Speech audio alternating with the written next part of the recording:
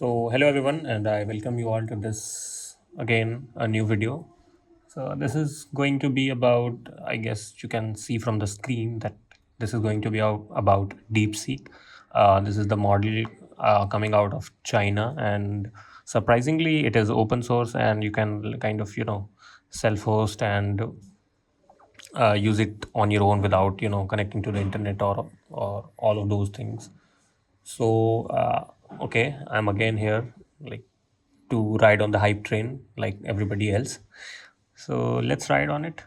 So this is the first time I'm kind of actually I have learned about it a week ago, but I was waiting some of the things to cool down, and let's see how things actually is.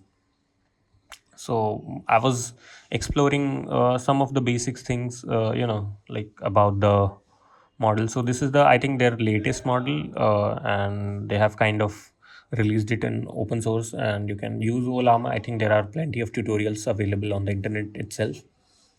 You can just search for it and you will find that. So I'm not going to do that.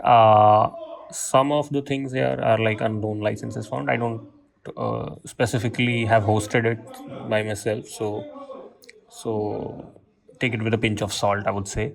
Another thing is, I think this is the R1 model. I think this is the model that is going to be competing with ChatGPT O1. I think this is the reasoning or chain of thought model, right? So this is going to be that, yeah, R10 and R1, and this is without supervised fine tuning. Like there are some machine learning terminologies that I'm not going to be go into. So this, like, I think this is a competitor for O1 Mini or O1. Yeah.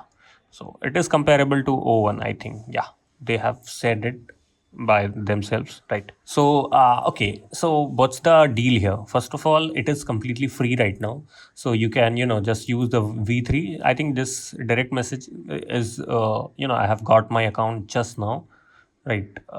First thing is that this is your R1 model. If you like enable it, it will trigger that. Otherwise, I think it responds with the V3. There's also the search functionality, and yeah, I haven't tested any of those things, but I found another yeah, this article, I think I'll give the link in the description. So this article is quite good, I would say. Maybe they have their own set of biases and their own set of testing. It is comparing a completely, like, I have selected 16 models, which I know. So you can see here, this is the quality, right? If you see that they have given a out of 100, I think they have given it 90.3, and this is like 89 for DeepSeek R1. And so this is pretty comparable from these benchmarks also, and the pricing is also, see, the per 1 million tokens, the pricing is the cheapest one. That's why I'm talking about it. In the next video, I will hopefully talk about the API and how to use the DeepSeek API in your existing code base or existing platform. So this is going to be a series that in which I'll try to explore many of the SDKs. The good thing is, I'm just checking it out here. So the good thing is they are just using OpenAI SDK right out of the box. For example, you can see it here from the Node.js code. So they are like uh, you know allowing you to have it right. So you can just get going. Basically, you can just get going, and you are familiar with the OpenAI SDK, so you can just get going with that. And I'm not someone like who's very expert in testing AI particularly. So I will just test out in my use case, right? Basically, my project or what I'm building, how it complements that, and what is the speed and all of those things. I will compare that later on. So this is the pricing that is I'm talking about. So this is the pricing, like it is quite cheap, right? Like 2 cents per million token.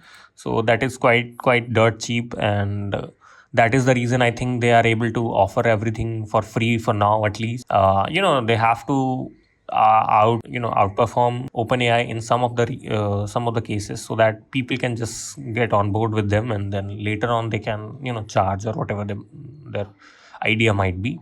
But another Another good benchmark you can refer is that the O1 is quite slow, the slowest out of the bunch here, and surprisingly, R1 is not that behind, but yeah, it is at almost 70 to 80% I think better than O1, and so this is the they have made some sort of a what do you call it, quality versus price quadrant, and in this quadrant you can see that this DeepSeek model is quite in the the most attractive region. So here your 4O sits and all of those other models sits here. So this is the DeepSeek. It lies and it is quite high. You can say see it here. So in the quadrant, and quality versus output. I don't think it should be it should matter to you, because output speed for reasoning and chain of thought models cannot be same with the smaller models like Gemini 2.0 Flash, or for example O1 Mini. Basically, they are meant to be faster. That's the reason, and they're meant to be consuming less resources. That's why they exist. So this is kind of an overview about the model, right? And I'm not going into those other things like just testing abruptly. And another thing, that's the reason that I'm not testing it right now, because surprisingly the Claude is running out of 3.5. They are not able to offer it right now, the Sonnet. So you are stuck with the Haiku model. So I'm not sure like if it is the one to be tested with. So I will test it out when the three models I have the access for ChatGPT Pro, and DeepSeek is free. So I'm just waiting for the the limits, or the what do you can say it, the the limits to be reset for me, or at least maybe the load is, maybe let it cool off the load, the Cloud, so then we can test it out. Another thing is that reasoning is quite good also for that. Everywhere it sits on par with like the R1 is sitting on par with O1, and the V2 is I think the V2 is the model. Let me just check it here. There are three models, right? I think there are quite a lot of models they have open sourced, right? So this is the small model, right? They are based on some parameters, right? I think active, yeah. So this is the good chart they have offered us, right? So this is the model I think they are using. This is the model that they are using, I guess, for comparison here, and it sits right above the V2, or I don't know like which model they have used here, because they have not mentioned. And there are a lot of variants available to us, like this is V2 Lite or whatever. So I'm not sure there. And other things, that the other benchmarks, it is like exceeding O1 and O1 Mini, but surprisingly O1 Mini is quite close to the O1. So if you have restrictions, then try to use this one, all that would be good enough for us, I guess. The R1 sits right in the second. So the all in all thing that I can notice is that in many of the benchmarks, it sits right on par with O1, or just behind that. So considering the pricing, you can uh, like bet on the DeepSeek model, right? I'm not sure about the data and all of privacy and all of those things, because that's you cannot be aware about that, how they are using it. Um, um, let's see the pricing. This is the, yeah. So this is the chart that I wanted to show all of you. So this is the DeepSeek chat model. The context length is very small. I think you can see it from the benchmark also. The context window is very small. Here you can see it. It sits in the V3 and all of those things. So it sits in that territory, right? 128K. But yeah, ChatGPT is at least like 70 to 80% ahead in the context window. So we don't have to worry about it, I guess, for most of our uh, day-to-day API calls and all of those things. I think that should be handled pretty well within the 64K limit, token limit for per API call, I guess. Yeah.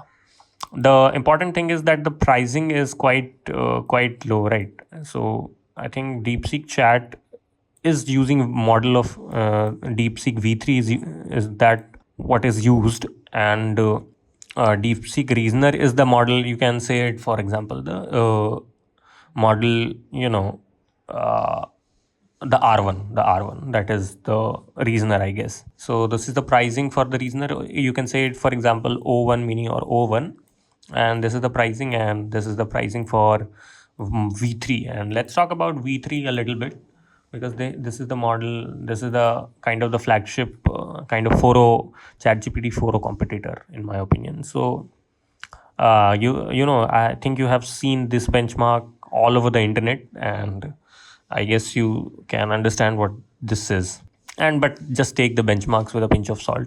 So yeah, this is the model, right? This is the model that they are offering in the pricing here, right? Per million output price, and per million input is also quite a cash hit, cash miss, whatever. I think both on, they have discounted some of those things right here, and this is just 14 cents.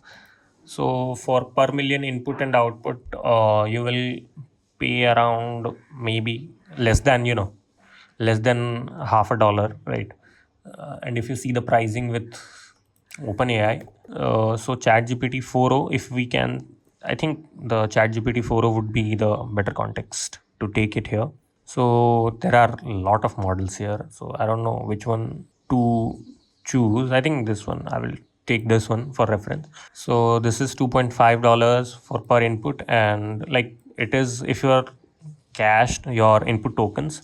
So that is so without, we will just take without the cash, and $10. So right, it is about $12.5. And see, and this is what they are offering, just 28 cents. Or if you want to use their flagship model, then they are also offering it, around $2. So this is zero point 0.5. And even if you compare with the chat gpt 4 mini, I think in many of the scenarios it will, this model, this DeepSeek chat model, I think this should surpass the chat gpt 4 mini. And it is quite expensive, in my opinion. It's not expensive, but relatively it's expensive, you can say it. So you can see it, this is 0.15, and this is, so around, it is 2x the pricing of 4.0 mini. And I think the performance is at least better than 4.0 mini, so you can balance out things, right? And let's talk about for the speed and all of those things in the API and all of those things. I think I will reserve my thoughts when I get to test the API, right? I will just get the API key 1 or 2 days, and I will just test things out. And I will try to compare with my workflow the all of those three models. So this video is quite long and no directional. It's just, I'm trying to be with the algorithm and talk things about the models, and how, like, the open source models are giving a run for money to the chat gpt, the OpenAI. So yeah, so there isn't much point in this video, I would say, to be very frank.